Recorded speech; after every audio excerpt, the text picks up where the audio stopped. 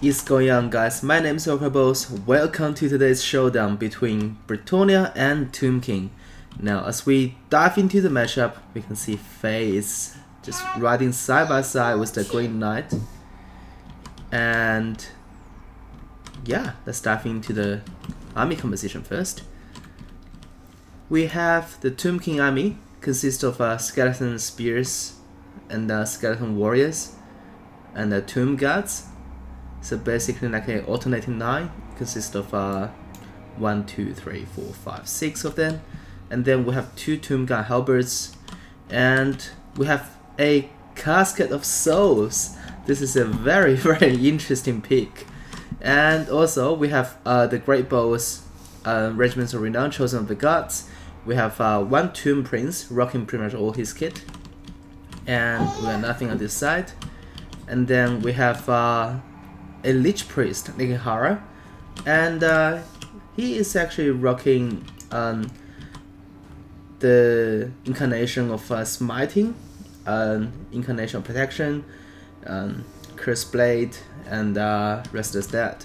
And the leadership in command is Queen Halita. Wow! Queen Halita is actually a very capable fighter, as we probably gonna see in this matchup.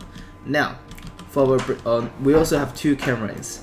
So on the left side, we do have Knights of Iron times 3, and for the center, we have a alternating line of Spearmen and Arms and Foot Squires, 3 of them, and 2 of the spears on each flank. And as I mentioned before, we have Green Knight himself and also Faye Enchantress. Faye is rocking the Shield of Thorns, Earthblood, and Beast of the Lady. And also on this side, we do have very heavy hitter, 3 units of Questing Knights. Is that everything? We do also have 3 Peasant Bows. And that's it. That's the army. Let's see how this matchup is gonna play out. So, Bretonnia is attacking, Cascade of Soul is firing, and so far did a touch of damage to each of the full squads. But here comes the big boys, Questing Knights. And what are they doing? Oh, they're all gonna dive into this one pool skeleton spears. Oh my gosh. Just absolutely obliterating them. Oh my gosh, and they were not braced as well.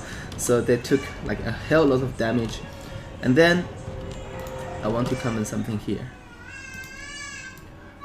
All the Bretonnia infantry are... Is that a attacking command into 1 unit of the skeleton warriors? This is something you really don't want to do. And also I would like to comment that the Tomb King player is actually using this kind of square formation, which is also very bad, because you need to stretch your line really thin so you can cover more ground and then you can do more damage on impact. Other than that, we have Knights of Iron, 3 of them, and all of them dive into the Chosen of the Gods straight away. But Queen Halita is actually a very capable fighter. Together with the Tomb Guards with halberds, this Knights of Iron is not gonna like it. But I'm really concerned about Bretonnia's decision here, because he basically blocked 1, 2, 3, 4, 5 units of squads onto 1 single infantry. So that's kind of bad. But Camerons are doing a relatively good job at tiring up 1 peasant bowman. But the thing is, we have very heavy hitter here, Questing Knights, we have Green Knight and Faye here to take them out. So yeah, it looks really interesting at the moment. Those Knights of Iron is to pull out straight away, because that's not a favorable matchup. And also Questing Knights are wrapping around, which is very nice. If they can get a real charge into this block here, then those Tomb King infantry is going to really suffer. And more Karens are coming. That Cascade so volley actually rout those peasants straight away. And all these Knights Iron got brought back to deal with the Karen as well. Questing Knights are tying down the Cascade of Soul, which is very nice actually. But both of them got blocked up onto the Cascade of Soul, but those Tomb Guard halberds are right there to answer them. So this just basically comes back to the thing I mentioned before, in the very beginning. You don't really want to block everything here. Imagine if you have 2 units, maybe let's say spears here, and your full squads can actually evolve into the rear and just basically get basically trade with those Tomb Guard with halberds. And you do want your full squads to trade with the Tomb Guard with halberds because they are the most efficient unit at doing that. But still, the backline is looking really good for Bretonnia because those Karens are about to get taken care of, and those Lysaran is actually got their hands onto the Tomb Prince, but I don't think they can win against the Tomb Prince.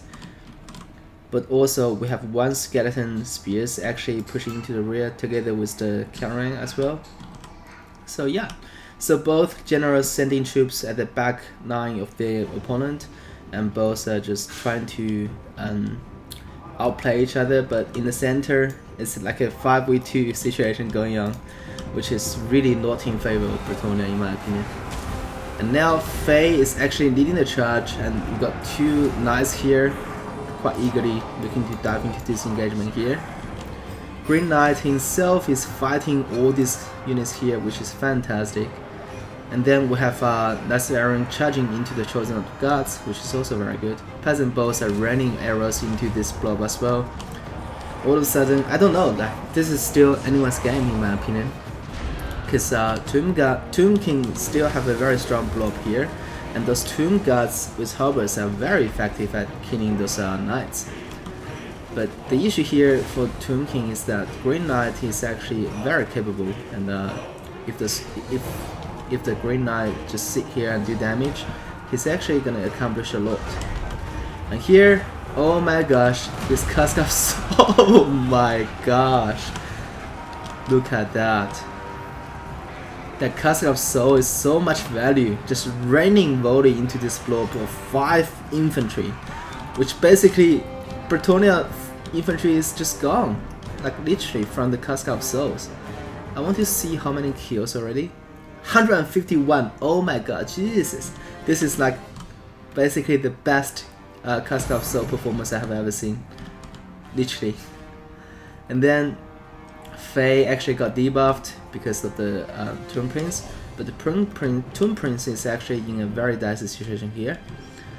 And all of a sudden, Tomb King basically sacrificed one skeleton warrior unit and just defeat all the Bretonnia infantry here. That's just amazing. Of course, with the help of Cask of Souls. And Queen Halita is actually doing a lot of work killing those knights. I do believe she has anti-large. Oh, that's not, that's a Lich Priest. I want to see Queen Halita stats. So I want to see whether she has anti-large or not. Nope, he's not anti-large, but she has 65 melee attack and she does poison damage, and she has a lot of AP. So I think she's very capable. And here Ushapti got summoned right on top of the Fae, but didn't quite catch Fae. And yeah, all of a sudden Tomb King still has a lot of infantry left, while Bretonnia infantry just basically suffered tremendously because of the Cask of Souls. And all these infantry are coming back, but in the center, Tomb Prince actually got his hand onto Faye, which is very bad for Faye, because Tomb Prince is just really good duelist. And the Fae is gonna suffer a lot against Tomb Guards and Tomb Prince, if not pulling out. And here, Queen Halida is still just fighting the Green Knight. Just we got a really dicey 1v1 here, and I believe Queen Halita is gonna win this engagement, even though Gio can just heal himself constantly.